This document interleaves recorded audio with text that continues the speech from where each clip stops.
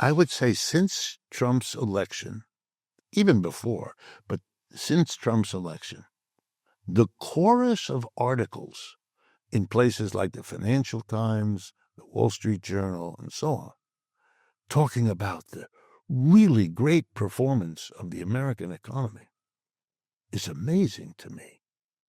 What are you talking? 2.8%, maybe. That's the best of the various estimates. There are many quite lower. But 2.8%, the United States GDP grew in 2024, the year just ended. That's according to the IMF, which is a pro-Western institution. That's their number. They're as good or better than anybody else who does this kind of number. The same IMF says that this year, in 2024, the growth in China, 5%, double. In India, 7%, triple. Well, India and China are the two central players in something called the BRICS. The gap between the BRICS and the G7, that's the American equivalent, is therefore growing, as it has every one of the last 25 years.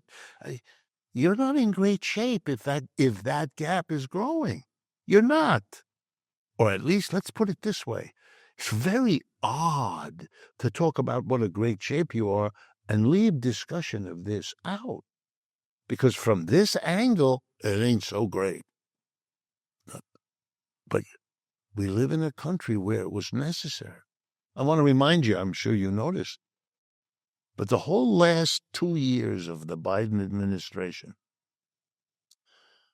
the following phenomena really irritated people. The economy, all the economics people were doing great. The president was doing great. But poll after poll of the American people said the economy is the number one problem we have. So there was article after article which went like this. Why are the American people misunderstanding the reality of the economy? And there were lots of advice to the Democrats. Be careful, you're going to get hurt in the election. You've got to make people understand just the idea that the economists might be looking at the wrong thing and the mass of people looking at something else, and that would explain why they had a different... No. Could not raise the most obvious. What? You had to make one side or the other stupid. So the mass of the people are ill-informed, inadequately. What are you doing? You have the greatest control over mass media of any society, and you have for a long time. If the masses don't get it, what's the matter with your system? You've gotten them to believe everything else you need. You can't get this.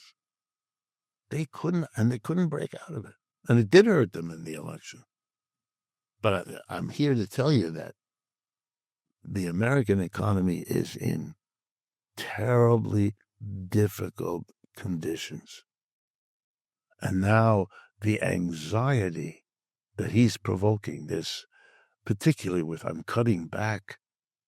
I have a good friend, a woman who works in a shelter in New York City. Several hundred people live in this shelter.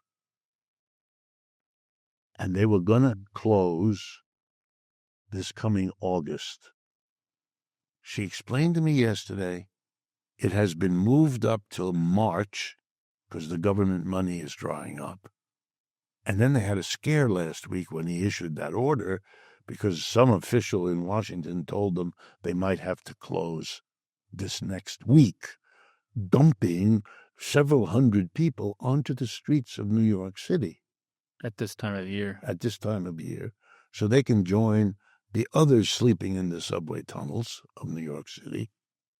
And also, since a number of these people have fairly serious emotional or mental problems, who knows?